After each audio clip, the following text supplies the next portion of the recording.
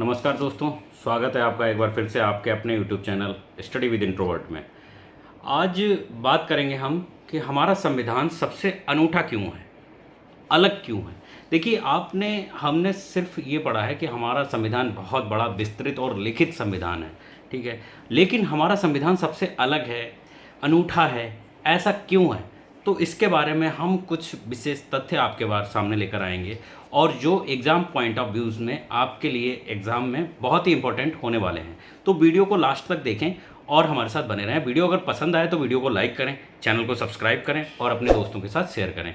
Study with introvert, smart learning, clear concept और better future के लिए हम तैयारी कराते हैं, ठीक है। बढ़ते हैं हम टॉपिक की ओर कि हमारा संविधान सबसे अनूठा क्यों है, ठीक है। तो इसमें सबसे पहले इंट्रोडक्शन के तौर पे हम बात करेंगे तो भारत का संविधान जो है विश्व का सबसे बड़ा लिखित और जननकारी संविधान है, ठीक। मतलब क्या है कि हमारा विश्व का सबसे बड़ा लिखित और जननकारी संविधान है, जिसने कई देशों की चुन चुन के जो बातें हैं वो लेकर एक अद्वितीय संविधान जो है दस्तावेज तैयार किया है। कई देशों के संविधानों को लेकर वहाँ से अच्छी अच्छी जो बातें थीं वहाँ से लेकर एक अनोखा दस्तावेज तैयार किया है। वो हमारा, इसीलिए हमारा संविधान हम जो है वो अनूठा है ना। अब हम इसके बारे में क्यों अनूठा है उसके बारे में हम डिटेल में बात करेंगे कि क्या है कि वर्ल्ड्स लॉन्गेस्ट रिटन कॉन्स्टिट्यूशन है, सबसे बड़ा कि विश्व का सबसे बड़ा जो है वो लिखित संविधान है। भारत का संविधान विश्व का सबसे बड़ा लिखित संविधान है, जिसमें मूल रूप से 395 अनुच्छेद, 8 अनुसूचियां थीं। मतलब जब हमारा संविधान बनके तैयार हुआ था, है ना, वो उस समय पे 395 मतलब 395 अनुच्छेद थे, आर्टिकल्स थे और 8 अनुसूचियां थीं। अब जो है 470 प्लस मतलब 470 से अधिक जो है वो आर्टिकल्स हैं और 12 अनुसूचियां हैं। मतलब इसमें थोड़े थोड़े अमेंडमेंट हुए हैं, है ना। उसके बाद में इसमें थोड़ा कुछ जोड़ा गया है, संशोधन किया गया है। तो ये बताता है कि हमारा भारत का जो संविधान है वो कितना बड़ा है ना। और लिखित संविधान है, एक दस्तावेज लिखित रूप से किताब टाइप में है, ठीक है। अब बात करेंगे ब्लेंड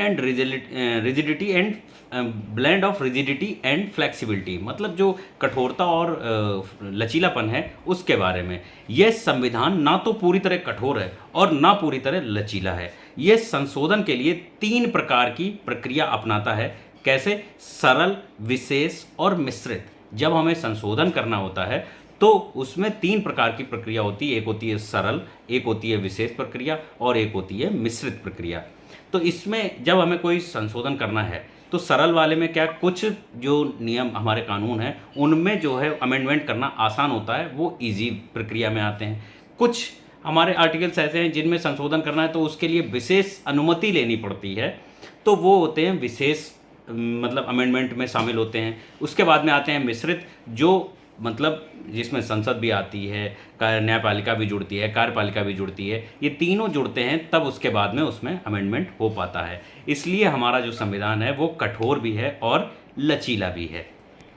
नेक्स्ट बात करेंगे federal structure with unitary bias, मतलब संविधान एक संघात्मक है लेकिन आपातकाल में यह एकात्मक रूप में कार्य करता है। मतलब संविधान जो है वो संघों, मतलब संघ है, एक राज्यों के समूह से मिलकर एक संघ बना हुआ है ना। वो संघात्मक तरीके से कार्य करता है।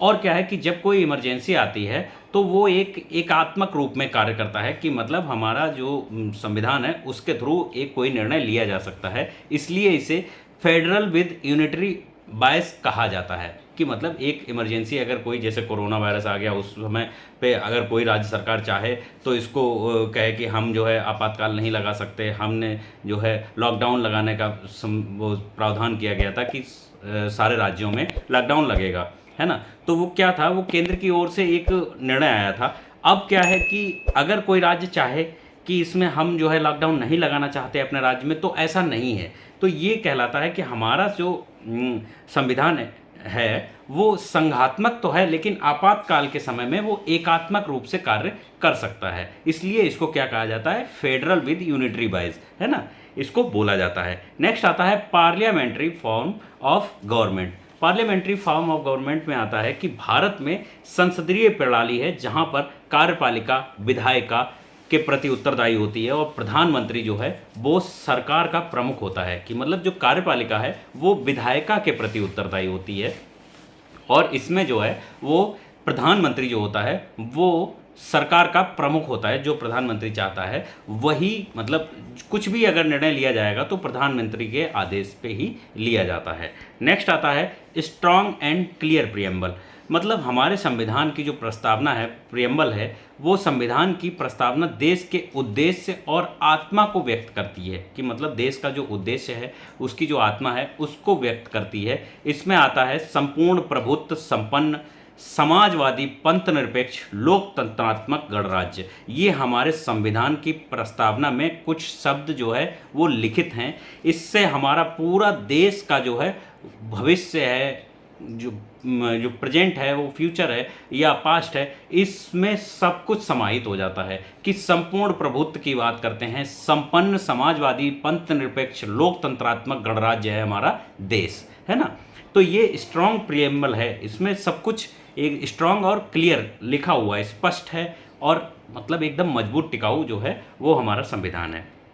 नेक्स्ट आता है फंडामेंटल राइट्स। तो फंडामेंटल राइट्स जो है, मतलब जो मौलिक अधिकार हैं हमारे, तो वो 6 मौलिक अधिकार हैं, जिसमें आता है समानता का अधिकार, स्वतंत्रता का अधिकार, शोषण के विरुद्ध अधिकार, स्वतंत्र धार्मिक स्वतंत्रता का अधिकार, संस्कृति और शिक्षा जो है उसका अधिकार, और क्या है संवैधानिक उपचार। संवैधानिक उपचार जो है वो ऐसे जिस सारे जो अधिकार हैं वो नागरिकों को शक्ति प्रदान करते हैं कि आप अपने अधिकार के अधीन पे हम लोग कोई भी कार्य कर सकते हैं। जैसे समानता में हम सबके समान, सभी नागरिक एक समान हैं।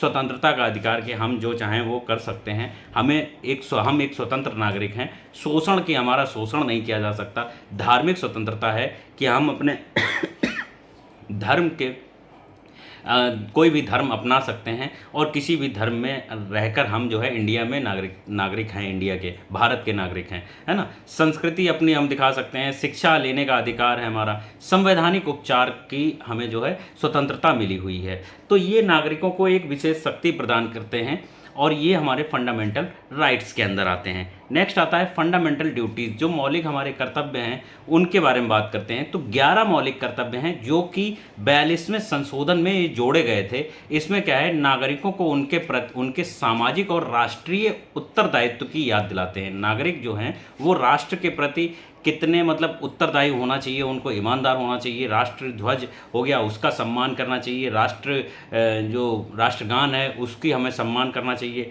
है ना। ये सब जो है हमारे फंडामेंटल ड्यूटीज़ में आते हैं। नेक्स्ट आता है कि directive principle of state policy, यानी डीपीएसपी की बात करेंगे, जो कि राज्यों के नीति निर्देशक तत्व जो होते हैं उनसे संबंधित होता है। तो सामाजिक आर्थिक न्याय की स्थापना के लिए मार्गदर्शन सिद्धांत, है ना। ये क्या है कि सामाजिक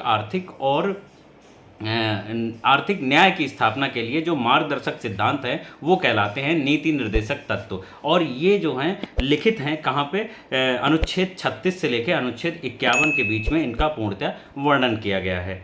नेक्स्ट आता है यूनिवर्सल एडल्ट फ्रेंचाइजी, है ना। यूनिवर्सल एडल्ट फ्रेंचाइजी में आता है कि भारत में 18 वर्ष से ऊपर हर नागरिक को वोट देने का अधिकार है। मतलब 18 वर्ष से ऊपर जो व्यक्ति हो जाता है वो जो है अपना वोट दे सकता है, और स्वतंत्र होकर दे सकता है किसी भी पार्टी को, किसी भी व्यक्ति को, बिना किसी जाति, लिंग और धर्म के भेदभाव के। मतलब इसमें कोई भी भेदभाव नहीं होगा, और वो जो है पूर्णतया जो है वो स्वतंत्र होता है।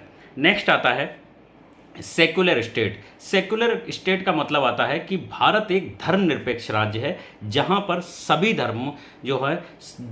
धर्मों को समान सम्मान और स्वतंत्रता दी जाती है, जिसमें हिंदू, मुस्लिम, सिख, ईसाई, कोई भी आपका धर्म है तो आपको समान स्वतंत्रता मिली है और आपको समान सम्मान दिया गया है। तो हमारा जो भारत है वो एक सेकुलर स्टेट है ना। भारत एक धर्मनिरपेक्ष राज्य है। नेक्स्ट आता है इंडिपेंडेंट जुडिशरी। इंडिपेंडेंट जुडिशरी में आता है कि न्यायपालिका जो है भारत की वो स्वतंत्र है। यह विधायिका व कार्यपालिका से अलग होती है और संविधान की संरक्षक है। न्यायपालिका इसमें जो है वो जैसे विधायिका हो गई, विधायिका जो है वो हम पब्लिक जो है वो चुन के, मतलब जो लोगों को लेजिस्लेचर में हम बिठाते हैं, जो भी एमएलए हो गए, एमपीज़ हो गए, इनको हम वोट करते हैं, है ना। तो ये विधायिका हो गई। कार्यपालिका जो आती है, तो कार्यपालिका विधायिका के अधीन आती है, जबकि न्यायपालिका वो बिल्कुल स्वतंत्र होती है, उसमें किसी का जोर जबरदस्ती नहीं होती है, और ये जो है संविधान को संरक्षित करती है। संविधान जो है वो पूर्णतः डिपेंड है किस पे, न्यायपालिका पे। नेक्स्ट आता है सिंगल सिटीजनशिप। सिंगल सिटीजनशिप में आता है कि पूरे भारत में एक ही नागरिकता मिलती है। जैसे अमेरिका में वो दोहरी नागरिकता होती है, वैसा नहीं है हमारे भारत में। क्या है कि हमारे भारत में आप किसी भी राज्य में हो, किसी भी कहीं पे भी भारत के किसी भी कोने पे हैं, तो आपको सिर्फ एक ही नागरिकता मिलेगी कि आप भारत के नागरिक हैं, हम भारत के लोग, है ना। तो ये हमारी प्रस्तावना में ही लिखित है, we the people of India. तो इसमें नागरिकता जो है वो हमारी एकल नागरिकता है। नेक्स्ट आता है कि इंटीग्रेटेड येट इंडिपेंडेंट जुडिशरी। जो इंटीग्रेटेड येट क्या है कि सभी अदालतें एक ही न्याय प्रणाली में आती हैं। क्या आता है कि जो सभी अदालतें हो गई वो न्याय प्रणाली जो होगी वो एक ही होगी। कैसे कि सुप्रीम कोर्ट हो गया, हाई कोर्ट हो गया, डिस्ट्रिक्ट कोर्ट हो गया, लेकिन ये तीनों जो हैं वो अलग अलग रूप से अपने स्वतंत्र रूप से कार्य करती हैं। कि जैसे आपका कोई केस है वो सबसे पहले डिस्ट्रिक्ट में जाता है, तो डिस्ट्रिक्ट से आप अगर कोई भी आपके निर्णय जो है आपके खिलाफ नहीं आया या आपके खिलाफ आया, तो आप क्या करेंगे, हाई कोर्ट में जाएंगे, हाई कोर्ट से अलग निर्णय आएगा, हाई कोर्ट के बाद में आप सुप्रीम कोर्ट तक जा सकते हैं। तो क्या होता है कि जो अदालतें हैं ना वो डिस्ट्रिक्ट, हाई कोर्ट, मतलब जो जिला अदालत है ना, डिस्ट्रिक्ट कोर्ट हो गया, फिर उसके बाद में हाई कोर्ट हो गया, फिर उसके बाद में सुप्रीम कोर्ट हो गया, ये तीनों अलग अलग स्वतंत्र हैं अपने से।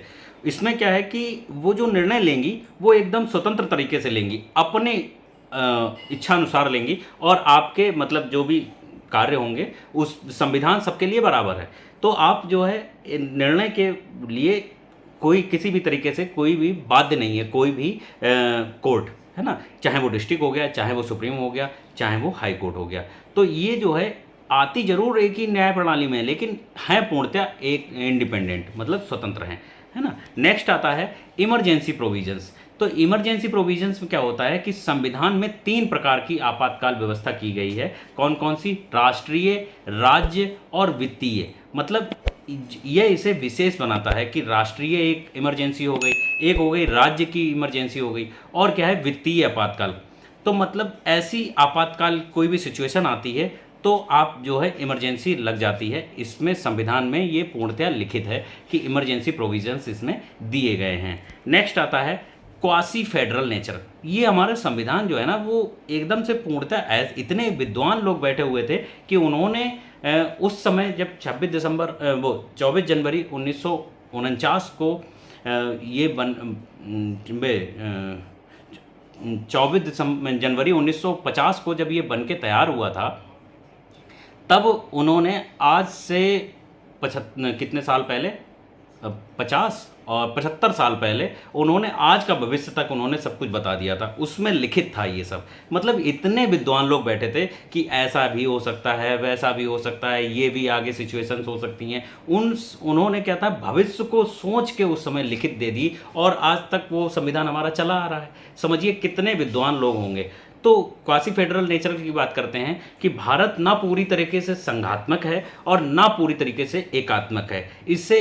इसे क्या करते हैं, अर्ध संघात्मक कहा जाता है। कि संघात्मक और एकात्मक की बात करते हैं तो जैसे कोई आपातकाल की मतलब समस्या आती है तो क्या करेंगे, संघ जो होता है वो राज्यों के समूह से मिलकर एक संघ बनता है। तो भारत हमारा संघात्मक राज्य है, गण राज्य है ना। तो क्या कहलाता है कि इसमें जो है, अगर जैसे कोरोना जैसी बीमारी आई थी, तो कोरोना में क्या हुआ था कि कोई राज्य अगर चाहेगा कि हम जो है अपने राज्य में लॉकडाउन नहीं लगाएंगे, तो ऐसा नहीं हो सकता, है ना। तो वो क्या करेगा कि एक निर्णय आया कि वहाँ पे लॉकडाउन लगाया जाएगा, पूरे देश में लॉकडाउन हो जाएगा। तो ऐसे जो है पूरी तरीके से संघात्मक है, और क्या है, पूरी तरीके से एकात्मक भी नहीं है। एकात्मक ऐसा नहीं है कि जब हम लोग पूरी तरीके से कि लॉकडाउन लगाना है तो कोई भी राज्य इसमें ऑब्जेक्शन ले सकता था। ऑब्जेक्शन लेगा तो उसको पूरा वो दिखाना पड़ेगा कि हमारे यहाँ कोरोना नहीं फैला हुआ था और हम यहाँ पे लॉकडाउन जो है नहीं लगा सकते हैं, हम लगाने के लिए तैयार नहीं हैं, ऐसा कुछ भी बता सकता है। तो क्या है कि इसे अर्ध संघात्मक कहा जाता है भारत को, है ना। तो ऐसा संविधान में सब कुछ लिखित है ना, कि ऐसा भी हो सकता है, वैसा भी हो सकता है, सबने पहले से सोच के बैठे थे, है ना। नेक्स्ट आता है बाईकैमरल लेजिस्लेचर। बाईकैमरल लेजिस्लेचर में क्या होता है कि केंद्र में 2 सदनों वाली विधायिका होती है, जिसमें लोकसभा आती है और राज्यसभा आती है। लोकसभा का जो शासनकाल होता है वो होता है 5 साल का और राज्यसभा का शासनकाल होता है वो होता है 7 साल का। और क्या है कि इसमें 2/3 जो है रिटायरमेंट होते हैं, जबकि लोकसभा में तो 5 साल अगर आपके पूर्ण हो गए तो आप जो है सरकार बदल गई, आप खत्म। राज्यसभा में क्या आता है कि वो जो है वो चुने जाते हैं, है ना, और उनका कार्यकाल 7 साल का होता है और हर बार में जो है वो 2/3 रिटायरमेंट होती है। 2/3 मतलब आपका 1/3 तो वहाँ पे बैठेगा ही बैठेगा, है ना। ऐसे करके उनका वो बना रहता है। राज्यसभा कभी भी भंग नहीं होती, जबकि लोकसभा भंग हो सकती है ना। ये आता है बाईकैमरल लेजिस्लेचर। नेक्स्ट आता है reservation and social justice. Reservation मतलब आरक्षण की बात करेंगे तो संविधान में अनुसूचित जाति, अनुसूचित जनजाति, पिछड़ा वर्ग आदि को आरक्षण व सुरक्षा दी गई है, कि मतलब इन लोगों को पहले इनका शोषण हुआ होगा कभी पहले पास्ट में, तो इनका शोषण हुआ तो उनकी वजह से यहाँ पे क्या हुआ कि इनको एक संरक्षण दिया गया और इनको आरक्षण प्रदान किया गया। यह सामाजिक न्याय को बढ़ावा देता है कि जो आर्थिक रूप से और मतलब जातिगत रूप से जो पहले जो परंपरा के अनुसार में मतलब शोषण हुआ होगा उनको एक आरक्षण दिया गया, कि इसने इनका रिजर्वेशन दिया गया और क्या है कि उनको संरक्षण प्रदान किया गया, कोई विशेष सुविधाएं दी गई। तो ये कहलाता है सामाजिक न्याय को बढ़ावा देता है हमारा संविधान, इसलिए हमारा संविधान अनूठा है। ये सब चीज़ें हमारे संविधान में लिखित रूप से तैयार की गई हैं, कि मतलब इनमें चेंजमेंट भी बहुत मुश्किल से होगा, है ना। अमेंडमेंट अगर कोई भी करना है तो वो आप अमेंडमेंट भी आसान नहीं है, जो लिखित है वो लिखित है, वो पूर्णतया जो है वो एकदम से कठोर है, इसीलिए हमारा संविधान अनूठा है। ये सब चीज़ें जो है पहले से सोच के बैठे थे वो लोग, और उन्होंने सब कुछ जो है ये पारित किया गया संविधान सभा में। जब 399 लोग जब बैठे थे वहाँ पे, तो वो लोग जो है अलग अलग डिपार्टमेंट से आए, अलग अलग दिमाग उनका था, और सबने अपने बहुत मतलब हाई सोसाइटी के लोग होंगे, हाई पढ़े लिखे वेल एजुकेटेड और वेल क्वालिफाइड लोग वहाँ पे बैठे थे, उन लोगों ने मिलकर हमारा संविधान बनाया है, तो अनूठा क्यों नहीं होगा, है ना। ये तो सोचने समझने वाली बात है। नेक्स्ट आता है डिटेल्ड एडमिनिस्ट्रेशन स्ट्रक्चर। तो संविधान में केंद्र और राज्यों की शक्तियाँ जो है स्पष्ट रूप से दी गई हैं। केंद्र की शक्तियाँ अलग हैं और राज्य की शक्तियाँ अलग हैं, जो कि अनुच्छेद 245 से लेकर 263 मतलब 245 से लेकर 263 तक ये वर्णित है कि राज्य की शक्तियाँ क्या होंगी, केंद्र की शक्तियाँ क्या होंगी, वो स्पष्ट रूप से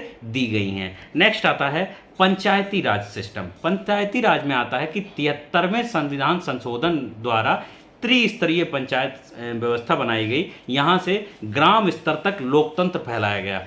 कि क्या हुआ था कि जब पंचायती राज जब डेवलप हुआ तो उसमें 73वें संविधान संशोधन में ये बात आई, और इसमें ग्राम स्तर तक एक लोकतंत्र बैठाया गया, जिसमें इलेक्शन तक जो है ग्राम प्रधान जो है वो चुने जाते हैं पब्लिक के द्वारा, और पब्लिक में एक ग्राम में जैसे एक ग्राम प्रधान चुना जाएगा, वो अपनी बात को ऊपर लेके जाता है, वो अपने गांव के विकास के लिए कार्य करता है। तो ऐसा नहीं है कि जैसे मतलब पहले होता था कि डिस्ट्रिक्ट से गांव तक का विकास हो ही नहीं पा रहा। जब से ये पंचायती राज आया है तब तक गांव भी डेवलप हो रहे हैं धीरे धीरे, है ना। नेक्स्ट होता है अर्बन लोकल बॉडीज यानी नगर पालिका प्रणाली। नगर पालिका प्रणाली आई है 74वें संशोधन द्वारा शहरी निकायों की संरचना की गई। इस जो शहरी निकाय होते हैं उनकी संरचना की गई। इसमें मेयर, नगर पालिका, नगर निगम इत्यादि जो है वो जोड़े गए, जो कि मतलब ना कि पूर्णतया शहर हैं और ना पूर्णतया गांव हैं, उनको बीच का एक वो दिया गया, दर्जा दिया गया, जिसको बोलते हैं कस्बा, है ना। तो कस्बे में ये लोग आते हैं, कौन से, इनका मेयर का चुनाव होता है, चेयरमैनी का चुनाव होता है, नगर पालिका चुनाव होता है, नगर निगम का चुनाव होता है। इसके माध्यम से पब्लिक अपने वोट करती है और क्या है कि अपना विकास जो है पब्लिक स्वयं मतलब अपने विकास के लिए एक व्यक्ति को चुनती है जो हमारा विकास कराएगा, जो हमारी बातों को सुनेगा और जो हमारी बातें सुनकर हमारे ऊपर ले जाएगा, है ना। ये जो है ये सारी सुविधाएं संविधान में लिखित करी गई कब, 74वें संविधान संशोधन में, है ना। 73 में आया पंचायती राज संशोधन, 74 में आया नगर पालिका प्रणाली। नेक्स्ट में आता है official language provision. Official language में आता है कि अनुच्छेद 300 आर्टिकल 343 से लेकर आर्टिकल 351 तक भारत की राजभाषा हिंदी है। इसमें लिखित किया गया कि लेकिन अन्य भाषाओं को भी जो है वो मान्यता दी गई थी। ये 8वीं अनुसूची में वर्णित है। क्या है कि 343 से लेकर 351 तक हमारी जो लैंग्वेजेस की बात की गई है, जिसमें हमारी जो भारत की राजभाषा है वो हिंदी को माना गया। और क्या है कि अन्य भाषाओं को भी एक वरीयता दी गई, मान्यता दी गई, है ना। और ये अन्य भाषाओं की जो वरीयता और मान्यता है वो दी गई 8वीं अनुसूची में, है ना।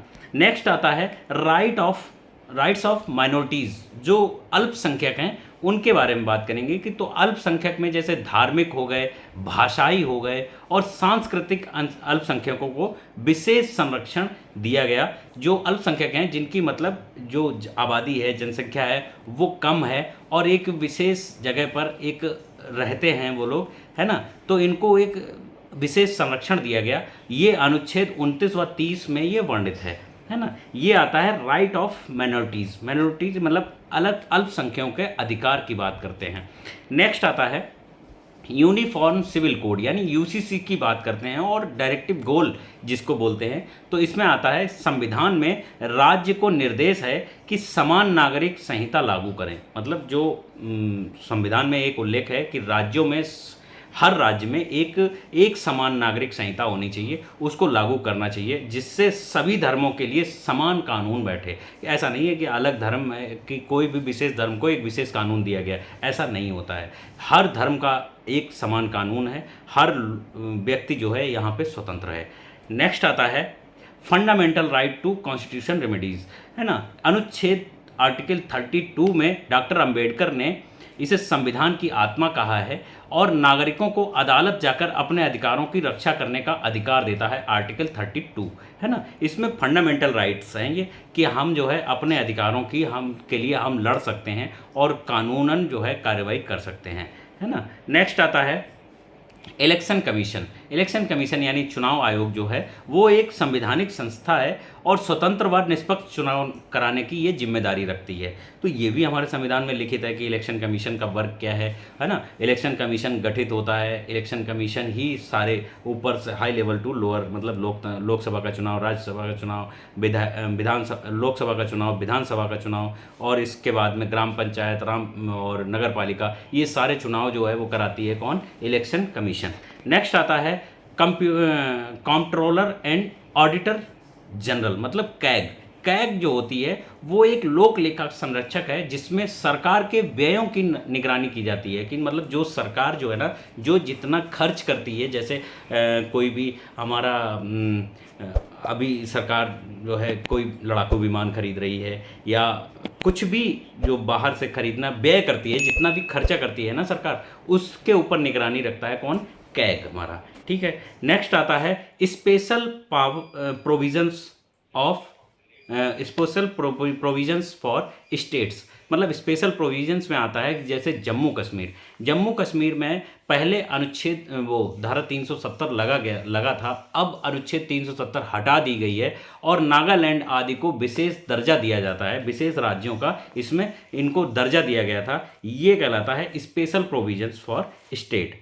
नेक्स्ट आता है borrowed feature of Indian constitution मतलब जो इंडियन कॉन्स्टिट्यूशन बना है उसमें जो दूसरों से क्या क्या लिया गया है। तो भारत ने यूके से संसदीय प्रणाली ली, यूनाइटेड किंगडम से संसदीय प्रणाली ली, यूएसए से क्या किया, मौलिक अधिकार लिए और आयरलैंड से नीति निर्देशक तत्व लिए यानी डीपीएसपीज लिए और कनाडा से संघीय ढांचा लिया। ऐसे मतलब जो है हमारे जो BR अम्बेडकर साहब थे उन्होंने क्या किया, विभिन्न देशों में गए, उनके संविधान को देखा, परखा, है ना, समझा, फिर वहाँ से जो भी अच्छा लगा उन्हें, मतलब इम्पोर्टेंट हुआ, महत्वपूर्ण हुआ, वो वहाँ से लेकर आए और उस प्रणाली को हमारे भारत के संविधान जब वो लिख रहे थे, प्रारूप समिति के जो अध्यक्ष थे वो हमारे डॉक्टर भीमराव अम्बेडकर जी थे, और उन्होंने ही इस संविधान को मतलब जोड़ा, लिखा और एक किताब में उसको समाहित किया। लिखा किसने था एक्चुअली, जो हैंड रिटन संविधान था वो किसने लिखा था, उसके बारे में अगर आपको पता है तो आप हमें कमेंट बॉक्स में कमेंट करके बताइए कि हमारा जो संविधान था, पहला मूल कॉपी जो थी वो हैंड रिटन लिखी गई थी, हैंड रिटन हिंदी और इंग्लिश लैंग्वेज में लिखी गई थी, वो लिखी किसने थी। अगर आपको पता है तो आप हमें कमेंट बॉक्स में कमेंट करके ज़रूर बताइएगा, बाकी हम आपको लास्ट में इसका जवाब देंगे। ठीक है, नेक्स्ट आता है balance between rights and duties. Balance between rights and duties में आता है कि संविधान अधिकार देता है, साथ ही नागरिकों को कर्तव्य भी याद दिलाता है। संविधान क्या है, नागरिकों को अधिकार भी देता है और उनको एक कर्तव्य भी देता है। इससे क्या है कि संतुलन बना रहता है ना, ये संतुलन बनाता है कि संविधान में नागरिकों को अधिकार तो दिए गए हैं कि जैसे समता का अधिकार, स्वतंत्रता का अधिकार, धर्म निरपेक्षता का अधिकार, मतलब सारे अधिकार दिए गए हैं, शिक्षा का अधिकार, समानता का अधिकार। तो ये सारे अधिकार अगर दिए गए हैं तो आपको एक कर्तव्य भी होने चाहिए ना नागरिकों के। तो नागरिकों के कर्तव्य भी हैं, जैसे राष्ट्रीय ध्वज का सम्मान करना, राष्ट्रगान का सम्मान करना, राष्ट्र की जो भी कोई भी वस्तु है सरकारी अगर आए तो आप उसको भी आप जो है पूर्णतया आप सुरक्षित रखिए, राष्ट्र के प्रति ईमानदार रहिए। हम अपनी जैसे राष्ट्र की जो सिक्योरिटीज़ हैं, है ना, तो उनके प्रति जो कुछ लोग होते हैं क्या करते हैं कि वो उनको लीक कर देते हैं, है ना, अन्य देशों से हम अपनी गोपनीयता साझा कर देते हैं। ऐसा हमें नहीं करना चाहिए, ये हमारे मौलिक कर्तव्यों के खिलाफ आती है ना। तो ये हमारे जो है जो बैलेंस बना हुआ है वो इसी वजह से बना हुआ कि हमारा संविधान जो है वो एक लिखित दस्तावेज है और इसमें हम लोग जो है हमें कर्तव्य भी दिए गए हैं और हमें अधिकार भी दिए गए हैं। नेक्स्ट आता है रिपब्लिक नेचर। तो भारत में सर्वोच्च पद जो है वो राष्ट्रपति का होता है और जनता द्वारा अप्रत्यक्ष रूप से चुना जाता है। इसमें कोई राजा नहीं होता है, भारत में कोई भी राजा नहीं है कि आप राजा क्या करता है, कोई भी बात बोल देता है, वही बात फाइनल हो गई, वही कानून बन गया, ऐसा नहीं है। भारत एक रिपब्लिक नेचर का राज्य है और इसमें राष्ट्रपति जो है वो सर्वोच्च पद है इसमें, और ये राष्ट्रपति भी जनता द्वारा अप्रत्यक्ष रूप से चुना जाता है। प्रत्यक्ष रूप से हम राष्ट्रपति का चुनाव नहीं करते हैं, तो इसलिए जो है वो एक रिपब्लिक नेचर हमारा दर्शाता है। Concept of justice. अब कॉन्सेप्ट ऑफ जस्टिस में आता है सोशल हो गया, इकोनॉमिक हो गया और पॉलिटिकल हो गया। तो संविधान की प्रस्तावना में तीनों न्याय स्वरूपों को बांटा गया है और इसमें सामाजिक हो गए, आर्थिक हो गए और राजनीतिक हो गए। तीनों जो न्याय हैं वो समान रूप से हैं। आप जो है मतलब जस्टिस किसी भी वे में आपको जो है समान रूप से मिलेगा, है ना। Promotion of international peace. Promotion of international peace में आता है कि अनुच्छेद 51 यानी अनुच्छेद 51 में भारत अंतर्राष्ट्रीय शांति और सुरक्षा बढ़ाने के लिए प्रतिबद्ध है ना। ये प्रमोशन है हमारे संविधान के द्वारा हमारे इंटरनेशनल पीस को बढ़ाता है। नेक्स्ट आता है unity of diversity, unity in diversity. तो भाषा, धर्म, संस्कृति की विविधता के बावजूद संविधान सभी को एक सूत्र में बांधता है। क्या है कि भारत में इतने लोग रहते हैं, है ना, सबकी अलग अलग भाषा है, सबके अलग अलग धर्म है, सबकी अलग अलग संस्कृति है, और इन सबकी विविधता के बावजूद संविधान जो है एक ऐसा दस्तावेज है जो सभी को एक सूत्र में बांध देता है कि हम भारत के नागरिक, यही काफ़ी है ना। ये यूनिटी इन डाइवर्सिटी दिखाता है, दर्शाता है। Comparison with US and UK constitution में आता है कि भारत विस्तृत है, लिखित है और अधिकार भी हैं इसमें। भारत के जो संविधान में विस्तृत है मतलब बड़ा है, लिखित है ना, और अधिकार भी इसमें शामिल है और कर्तव्य भी इसमें शामिल है ना। तो भारत का संविधान सबसे यूनिक है। यूएसए में आता है कठोर है, अधिकार भी हैं इसमें और आधारित है, अधिकार आधारित ये जो संविधान इसमें यूएसए का संविधान है। यूके में क्या है, अलिखित संविधान है और संसद इसमें सर्वोच्च है। क्या है, यूके में, यूनाइटेड किंगडम में आता है कि अलिखित संविधान है मतलब अनरिटन संविधान है और संसद इसमें सर्वोच्च है मतलब राजा की तरीके से एक काम होता है। वीडियो में आज के लिए बस इतना ही। अगर आपको वीडियो कैसा लगा है वो आप हमें कमेंट बॉक्स में कमेंट करके ज़रूर बताइएगा। और हमने क्वेश्चन पूछा था आपसे कि जो हमारे संविधान की मूल कॉपी किसने लिखी थी, तो वो थे प्रेम बिहारी नारायण, है ना।